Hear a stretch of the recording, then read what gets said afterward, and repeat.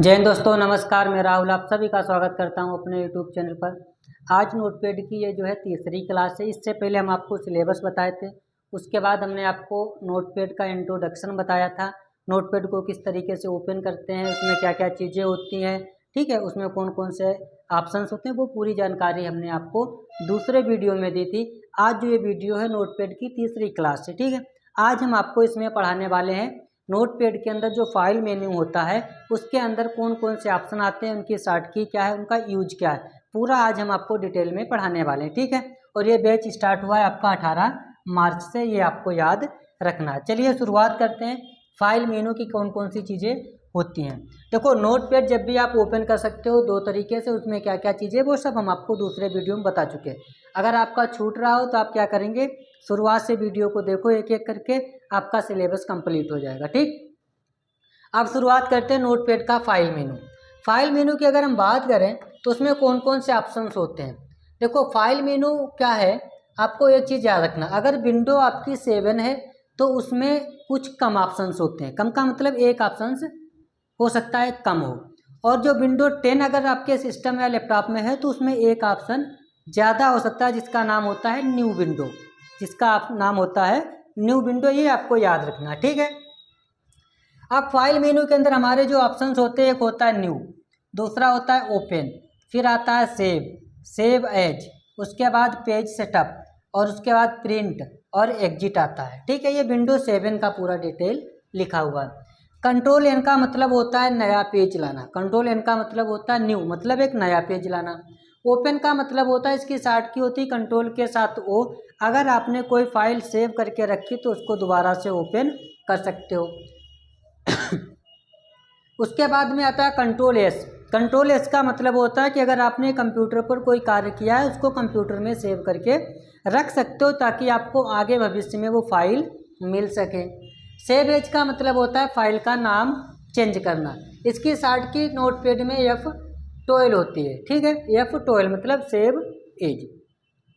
उसके बाद में आता है पेज सेटअप। अगर आपने जो कार्य किया है उसको प्रिंट आउट निकालना चाहते हो तो उससे पहले हम क्या करेंगे, पेज को सेट करेंगे। हमें कौन सा पेपर लगाना है, उसका मार्जिन कितना छोड़ना है, ठीक है, हेडर में कुछ लिखना है, फुटर में कुछ लिखना है, पेपर पोर्ट्रेट चाहिए या फिर लैंडस्केप चाहिए, ये चीज़ें इस ऑप्शन के अंतर्गत आती हैं। उसके बाद में आता है प्रिंट। प्रिंट का मतलब होता है अगर आपके द्वारा किया गया कार्य डॉक्यूमेंट उसका प्रिंट आउट आपको निकालना है, तब आप इस ऑप्शन का यूज करोगे, ठीक है।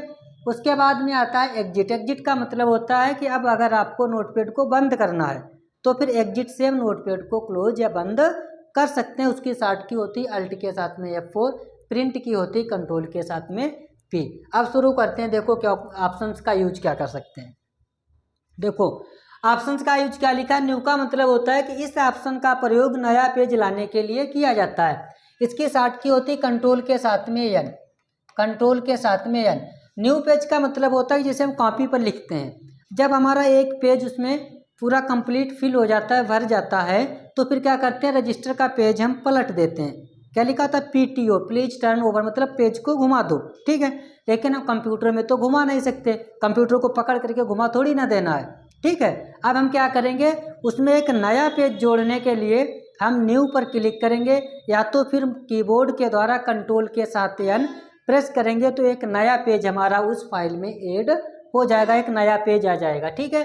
तो इस ऑप्शन का यूज किस लिए करते हैं, इस ऑप्शन का प्रयोग नया पेज लाने के लिए किया जाता है। ये आपको याद रखना है कि न्यू का यूज। उसके बाद में आता है ओपन। उसके बाद ओपन, इसकी शॉर्ट की होती है, जिससे ऐसे पहले भी बताया कंट्रोल के साथ O। क्या लिखा है कि नोटपैड में पहले से सेव किए गए डॉक्यूमेंट को देखने के लिए मतलब ओपन ऑप्शन का प्रयोग किया जाता है। देखने का मतलब ये है कि जैसे आज तुमने कंप्यूटर पर कोई काम किया, उसको कंप्यूटर में सेव कर दिया, अब अगले दिन जब तुम आओगे, अब तुम चाहते हो कि जो फाइल हमने कल सेव की थी उसी फाइल को हमें दोबारा से ओपन करना, देखना है, तो तब हमें क्या करना होता है, ओपन ऑप्शन का यूज करना होता है, ठीक है। कि हमें उसी फाइल को दोबारा से ओपन करना है, अगले दिन ओपन करना है, तब हम इस ऑप्शन का यूज करते हैं, जिसके शॉर्ट की होती है कंट्रोल के साथ O। कंट्रोल O का मतलब होता है शॉर्ट की, काम कीबोर्ड के द्वारा करना, ठीक है। वैसे आपको माउस से ओपन पर क्लिक करना होगा। तीसरा आता है सेव। इसकी शॉर्ट की होती है कंट्रोल के साथ में AS, ये आपको याद रखना है। इसका यूज जो होता है, इसका जो यूज होता है वो आपको अच्छे से याद रखना है कि नोटपैड में क्या हुआ, ये क्या हो गया, एक सेकेंड, हाँ सही है, ठीक है। सेव का मतलब होता है कि नोटपैड में तैयार किए गए डॉक्यूमेंट को सुरक्षित करने के लिए सेव ऑप्शन का प्रयोग किया जाता है। सुरक्षित का मतलब होता है कि अगर हमने जो डॉक्यूमेंट बनाया है उसको आगे भविष्य के लिए हमें सुरक्षित करके रखना है, तब हम सेव का यूज करते हैं। देखो हमारे पास मोबाइल होता है, मोबाइल में नंबर को जब तक कि तुम सेव नहीं करोगे तो वो सुरक्षित नहीं है, वो थोड़े दिन के बाद गायब हो जाएगा या आप भूल जाओगे, ऑटोमेटिक डिलीट हो जाएगा। वही सेम तरीका कंप्यूटर में होता है। अगर फाइल को तुमने सेव नहीं किया और अचानक से लाइट बंद चली गई या सिस्टम बंद कर दिया तुमने, तो फिर जो डॉक्यूमेंट बना करके तैयार किया वो डिलीट हो जाएगा, वो तुमको मिलने वाला है नहीं नोटपैड पे, ठीक है।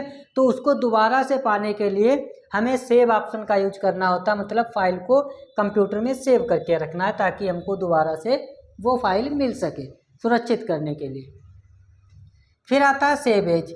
सेव एज का मतलब होता है कि नोटपैड में पहले से सेव किए गए डॉक्यूमेंट को किसी दूसरे नाम से सेव करने के लिए सेव एज का यूज किया जाता है, प्रयोग किया जाता है। इसका मतलब होता है कि अगर तुमने किसी फाइल को रोहित नाम से सेव किया था, अब अगर तुम चाहते हो रोहित नहीं, उसकी जगह पर हमको राहुल नाम रखना है, फाइल वही रहेगा, मैटर वही रहेगा, डेटा वही रहेगा, लेकिन हमको सिर्फ क्या करना है, फाइल का नाम चेंज करना है। तो फाइल का नाम चेंज करने के लिए हमें सेव एज ऑप्शन का यूज करना होता है नोटपैड में, मतलब फाइल का नाम ही चेंज कर देना है, ठीक है। तो फाइल का अगर नाम चेंज करना चाहते हो तो सेव एज का यूज कर सकते हो। नोटपैड में इसकी शार्ट की होती है F12, ये आपको याद रखना है। उसके बाद में आता है पेज सेटअप। पेज सेटअप का क्या है, पेज से संबंधित सेटिंग निर्धारित करने के लिए पेज सेटअप का प्रयोग किया जाता है।